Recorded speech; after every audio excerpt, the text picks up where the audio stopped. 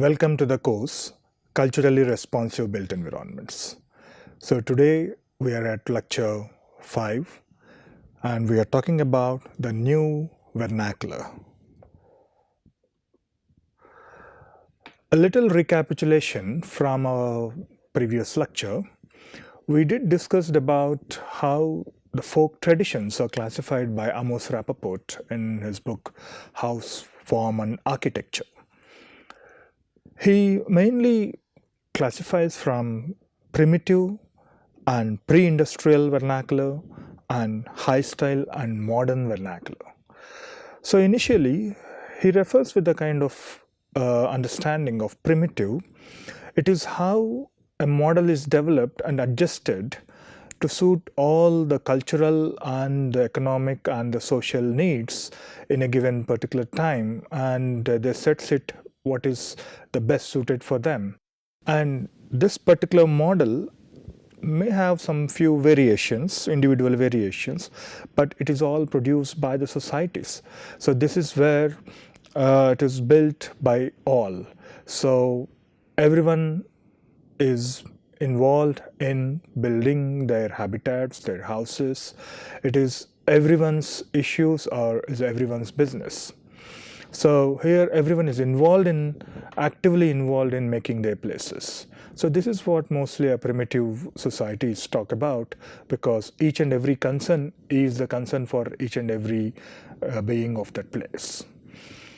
When the time passed on and when we are moving towards specialized skills and also towards the differentiation of spaces, like the kind of spaces we need for the ceremonial purpose, the kind of spaces we need for the elderly purpose.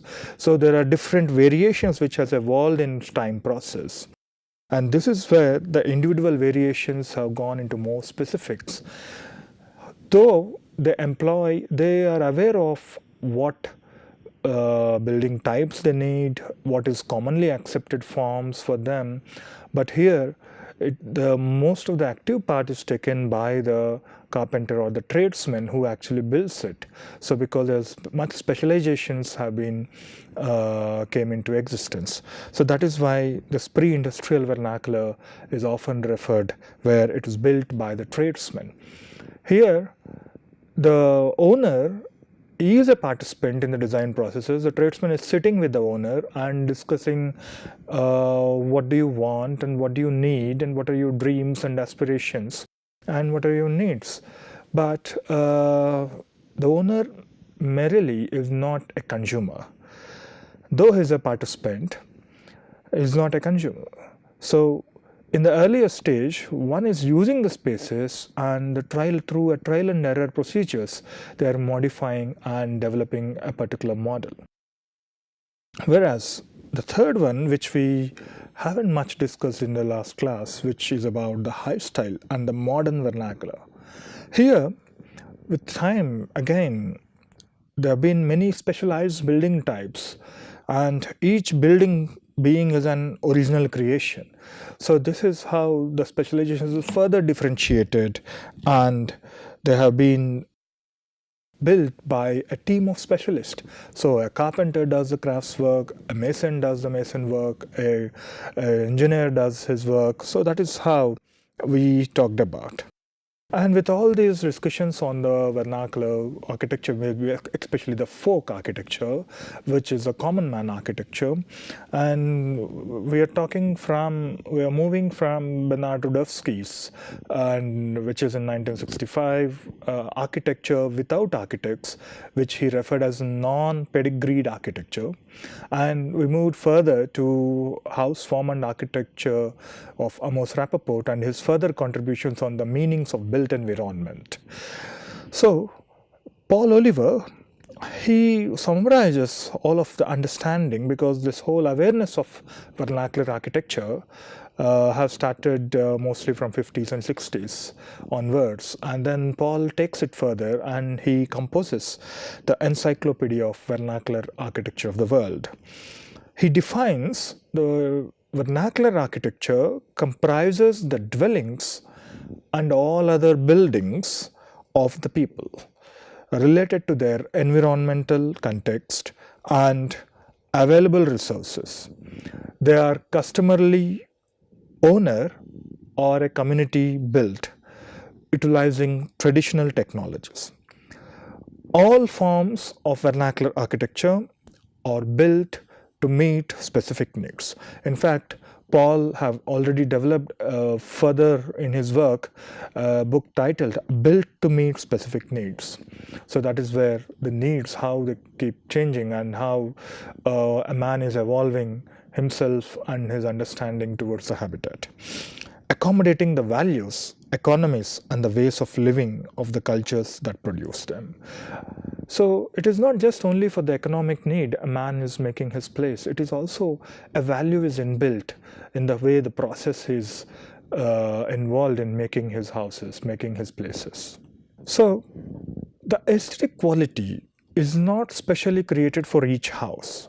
It is a model itself as a result of collaboration of many people, including the maker and the users of buildings and artifacts, and is handed down through generations.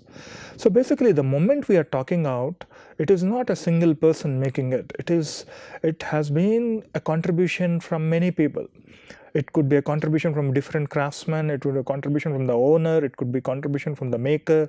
So they're all collaborating with each other, and then certain model has been adjusted, and this particular thing has been passed down from one generation to the next generation and further on and further on. And this is what we refer as traditional, which actually comes from a Latin word, traditionem, which is a knowledge, which is also referred to a kind of packets of knowledge, which is handed down from generation to generation.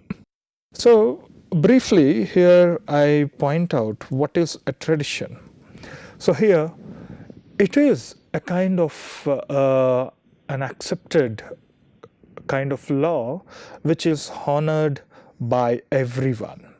So there is a society and they do follow certain traditions, they do respect to it. So when we are talking about it, it is also a collective assent, right? And it also formulates acts as a discipline for a particular community. For instance, a South Indian will have certain customs and traditions which he got it from his father and ancestors. Like being a South Indian, I eat my food with hand, and at the same time, when we go to any house, we first leave our footwear, wash our feet, and go inside. So obviously, these are all certain traditions which we follow, we commonly accept. So the moment someone comes into my house with a footwear, so obviously it takes me some time, it gives me a different sense. That is how within each society, we're all living within our neighborhood, in our hometown, we follow these kind of practices which are common. Like, these might vary, as we said, and these traditions can inform from a small practice and a habit, and it can also evolve in the form of a product, as well as it can also to a small house or a dwelling or even a cluster, and even could be a settlement. Like for instance, I will refer to Kulbhushan Jain's work on mud architecture, especially in the architecture of the Indian desert, and where he actually documents the kind of circular dwellings, and where he documents those kind of circular dwellings in the desert areas of Gujarat and also parts of Rajasthan. So here, because this particular model has been developed based on the geological aspect, because being an earthquake prone area, so maybe they started constructing the circular bungas, and then each family clusters have started developing, we call it as otla, otla, which is a little just exposed raised platform which actually gives a little sense of belonging of the family, and that is how the whole village is developed, and a kind of a very inorganic way, passages, and it's all inorganic, but still it is all a model. It is all how a particular group of a society lives in the village, how particular Mukhiyas and Chauhans live in part of the village, whereas the Dalits, how they live. So it's all some accepted norms and conditions. And similarly, you can see from the same contributions that how, as I said, this is a raised platform here, and then that gives a kind of sense of privacy, and the kind of daily activities goes on here. This is what we call as Otla. And in fact, because of the locally available resources, so the women and the men, they're all involved in the kind of handicrafts and making certain crafts, embroidery, even the kachi designs. So you can see that was also incorporated in their dwellings. You can see the women decorating their walls, and even the roof style, like usually the center post will be, but still they learn these kind of techniques on how to make these kind of conical roofs. And this is all coming from their daily habits, their activities, and the kind of resources which they are doing. Now, what happens, because till now we have discussed about tradition as a discipline, tradition as a regulator, tradition as a controller. So everyone is coming together with a collective assent. But here, what happens when the tradition doesn't exist? What happens if the tradition disappears? So here, without a tradition, there can no longer be a reliance on the accepted norms, and there is a beginning of institutionalization. This is one of the important component one has to look at, because we set up certain patterns, we set up certain codes, because our trust is gradually disappears, because our tradition, we are not accepting with a kind of common language, common understanding. For instance, what is this institutionalization talks about? So tradition as a regulator has disappeared. Why it has disappeared? So Rappaport actually points out a few reasons why these traditions started disappearing. So I'm not saying that traditions has completely disappeared, but how the regulatory mechanisms have gradually taken a new phase. In fact, in the whole process, when we are moving from the primitive way to the pre-industrial to the high vernacular or the modern vernacular, obviously the greater number of building types have evolved. And sometimes with the advent of technologies, with the advent of innovative materials, as the time passes on, the greater number of building types, many of which are too complex to build in a traditional fashion. For instance, the way the barn houses have developed themselves, with the kind of differentiating the kind of spaces. And the second aspect which we are talking is the differentiation in spaces within the buildings. So what purposes the spaces are used, how the needs have gradually changed, and in order to tailor with the upcoming needs, so how man has developed his the form of the dwelling. So in the whole process, again, in the third part which we discussed is a rise of specialization and various traits involved in the design and direction. Now in this, you can see from the American architecture, they started with the pattern books, which create an American architecture by Janet Foster.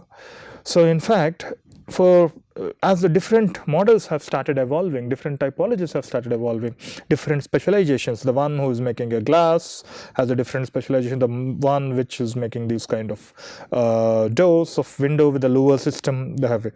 And then the one who is making these ornamentations, he is a craftsman of different. And the person who is building the main shingles of these, it's a different person. So at the same time, with the invent of the technology, the heating systems or any kind of electrical things, so that is how this whole system have brought many specialization. And in order to bring it, then that is where the pattern books have started evolving.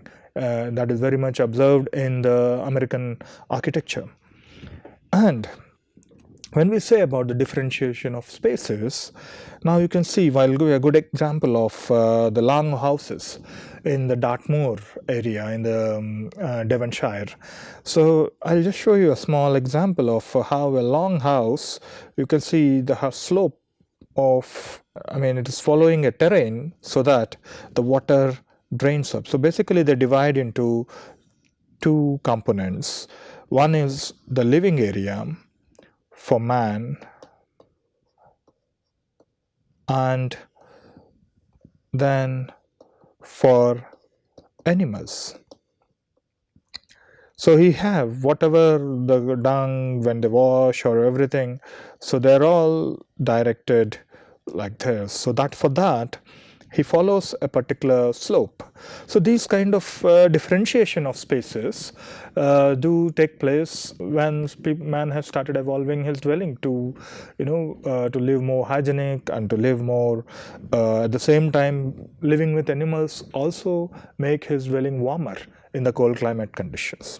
Now, when we talk about a similar differentiation of spaces, like when in the pre-industrial vernacular and even during the industrial times, people started dividing their house even in a vertical format, like whereas in the ground floor they have a kind of work and living, and whereas in the above the first stage, they have the places for the workers, sleeping quarters, or for workers who are working for their shops or any other thing, and the more private of the family. So this is how the segregation of spaces started evolving. Whereas I'll give you one more example of Japanese house, which is, we call it as minka, traditional houses of rural Japan. Here you can see there's a work composition, almost a half of it, and the sleeping composition is only of a 1/3 of it, and the most of it is a living composition here. So in that way, it's a kind of 3-part vernacular house. And Japanese society, traditionally, it was divided into farmers, artisans, merchants, and the samurai class. So in fact, these minka dwellings which I was talking about, so they were actually initially for non-samurai caste and or the lower level. So basically they are taking it little on a caste based on the social hierarchy.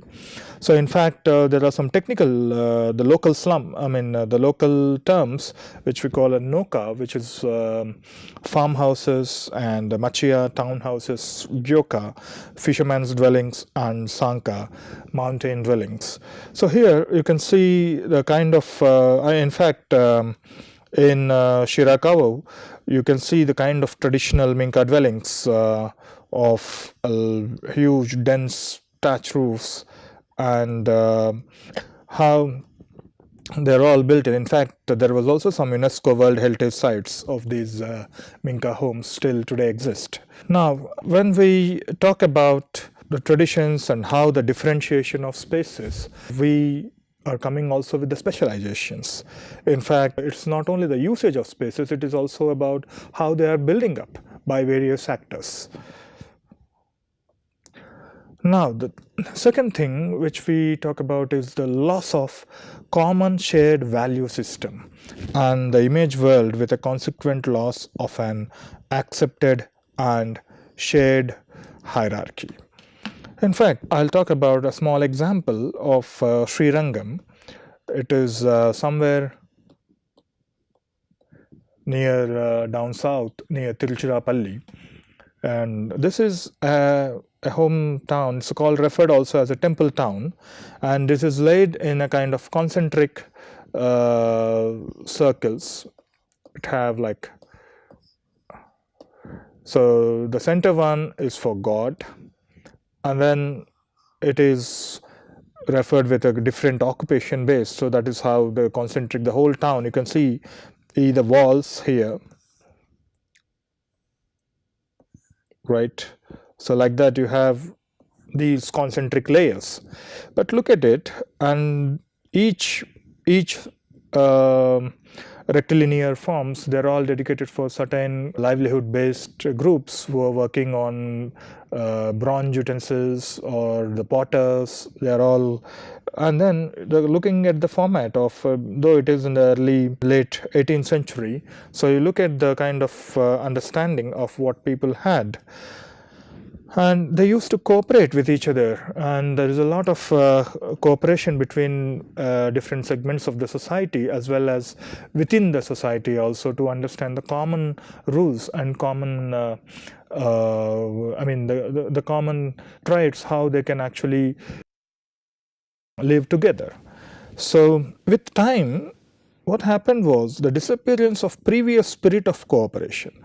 So one is, we have gradually losing the spirit of cooperation. We are unable to cooperate with each other because we are becoming, look at the way we started from a primitive understanding of vernacular architecture, where the unself consciousness moving towards the self consciousness, and which makes people respect the rights of adjoining people and their buildings, ultimately the rights of settlement as a whole.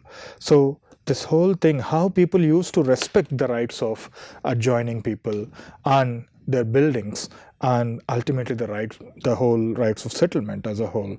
So now what happens to this Srirangam is, you look at the same street. We did an urban design studio with the School of Planning and Architecture, Bhopal, and we actually documented how the transformation of the temple streets that took place in Srirangam, and especially after the mobile phones, after a decade of the mobile phones, and how things have changed. Now, what you have seen in the previous slot, which are the whole thing is in a kind of sitting in a harmony, and there is always a scale and harmony of these dwellings on the kind of spaces which are they composed.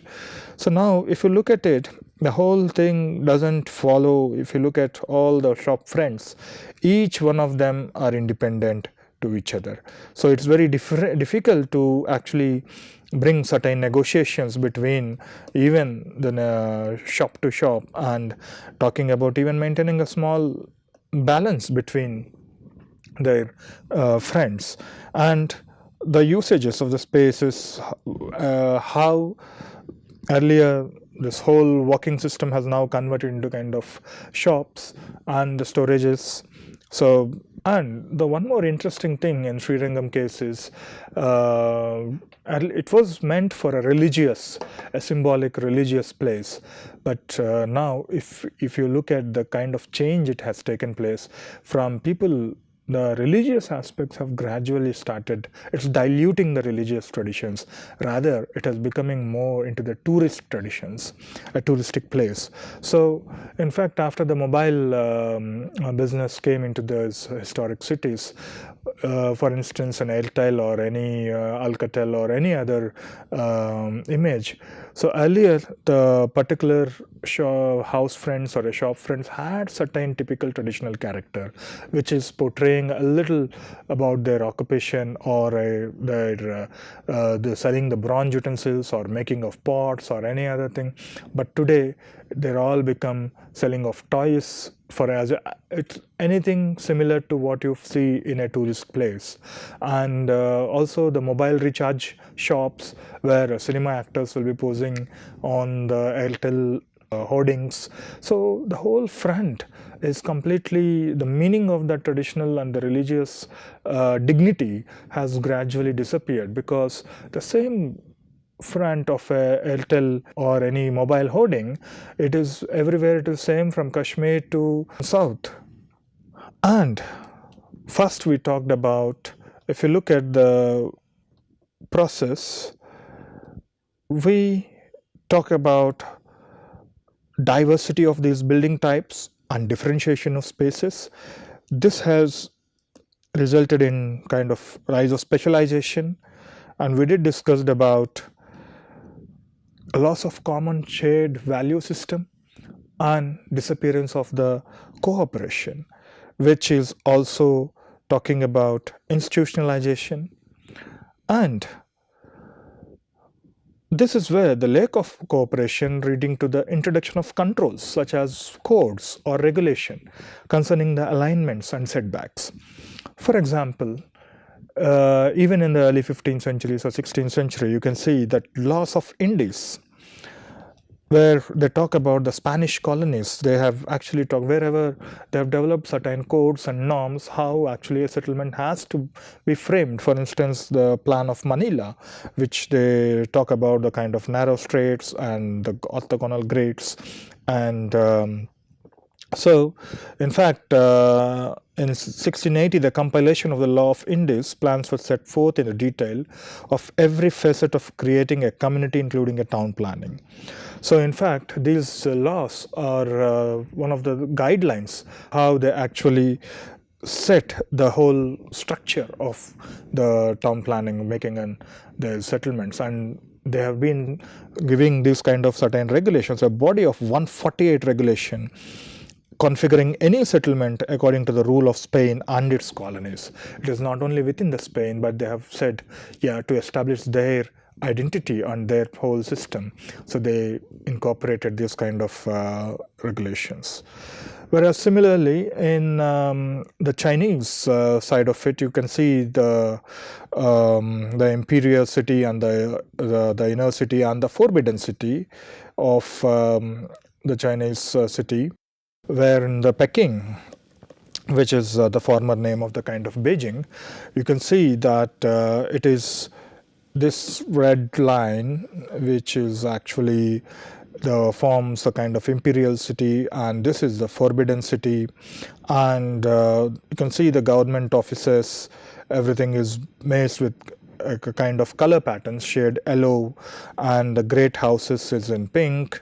And they have the temples, which have one is the sun and the moon on this side and the earth on this side, and the temple of agriculture and the temple of heaven. So earth and heaven and agriculture, sun and moon on either side. So their walls are covered to deflect evil spirits from the north. So in fact, this whole color patterns have evolved in giving certain fortifications and certain hierarchies of power and certain limitations what to do and what not to do. Now, the third aspect which we would like to discuss is our culture puts a premium on originality, often striving for its own snake. So it is adding, sometimes it is our own culture adding a kind of added premium, because we need to struggle a little bit on it, because it is actually competing with the kind of modern techniques and the evolution, and it is also conflicting with the kind of novel ideas. So in fact, as a result, what the society is, it becomes dissatisfied with traditional forms, and vernacular processes may no longer work. But that's why in many of the traditional societies, they don't encourage the novelty. So that is what I say, Rappaport talks about. Novelty is not only sought, but regarded as undesirable. But in the case of Chiang Mai, if you look at the old city and the new city overlapping, you can see these, how it is very much enmeshed, how the new and the old fabric are overlapping within the same physical layer when you compare with today's Bangkok. So in fact, they are coexisting at the same time. And so now it's a nice a kind of representation of where the old people of the Thai communities, they are keeping their traditional lifestyle, whereas the younger generation of the Chiang Mai people tend to believe in the capitalistic development and advanced technology following the Western models. So until this point, they're also looking down upon their local beliefs and no longer support them. So this is a kind of difference. So how this disappearance of traditions, and because our culture itself sometimes becomes a barrier in the advancement of it. So I stop here and thank you very much.